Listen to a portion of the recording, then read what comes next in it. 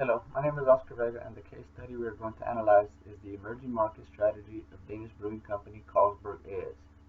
Carlsberg A/S has been through some significant downfalls in the past years, but CEO Boris Madsen has initiated a new strategy in hopes of future growth and revenue. Rasmussen's approach is to become established in an emerging market in order to not be so dependent on the maturing and stagnating Western European beer markets, which accounted for a full 61% of the company's revenue in 2007. One of the emerging markets Carlsberg has entered is the Chinese market, which is regarded as the world's largest beer market in terms of population and size. Carlsberg first attempted to enter the rich province, southeastern parts of China, but due to fierce competitors, failed at this attempt. CEO Boris Madsen then decided that Carlsberg would stick to the western parts of the Chinese market. Although this area is one of the poorest areas with the least consumption of alcohol in China, Rasmussen anticipates a rise in this trend. When this rise begins, Rasmussen wants to be absolutely sure Carlsberg is well established in the area to take advantage of the emerging market. Carlsberg now owns 55% of market share in the western parts of China, and it operates 20 brewery plants in China with close to 5,000 employees, giving the company great control of supplier power and vertical integrations. One of the biggest strengths Carlsberg has comes from an acquisition of the giant Russian brewery Baltic Beverage Holding, or BBH. This acquisition gave Carlsberg market leader status in the Russian market, which was considered to be one of the fastest growing beer markets in the world. One of Carlsberg's biggest weaknesses is that it still relies heavily on the Western European beer markets for its revenue. More than 60% of the company's revenue comes from this market, and this market is in its maturing stage with plenty of powerful competitors. If the western area of China takes off like Rasmussen anticipates, this would create a huge opportunity for Carlsberg to take advantage of the rising demand. With Carlsberg already being a major player in this area, they will have plenty of market power. Carlsberg's biggest threat is if the market in this area of China decreases instead of increases.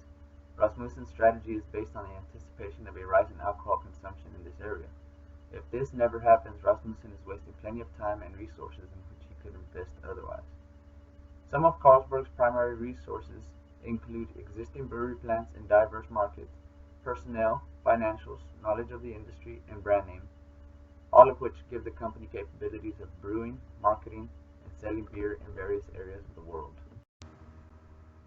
In our strategic group analysis, we analyzed competitor brewery sales volume and channel selection. Carlsberg has 4 leading competitors that operate in the same regions with product similarities. InBev being the largest brewer, then SABMiller, followed by Anheuser-Busch, and lastly Heineken.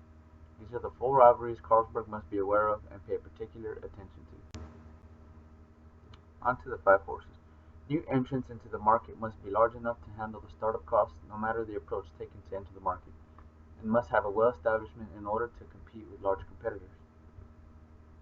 When analyzing the buyer power in this industry, as the competition between beer producers is intense, it is very easy for customers to change brands. The bargaining power of buyers is strong due to the low transformation cost to the consumer.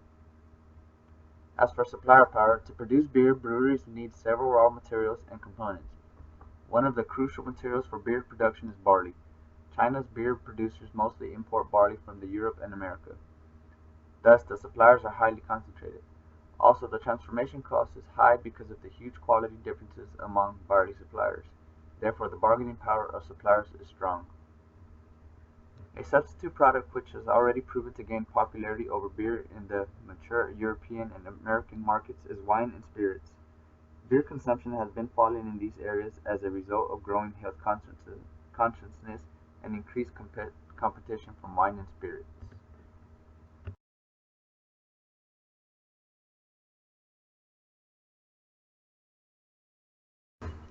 Based on the provided case study and further research, I believe Carlsberg will succeed if they are able to hold off the potential large entrants into the market.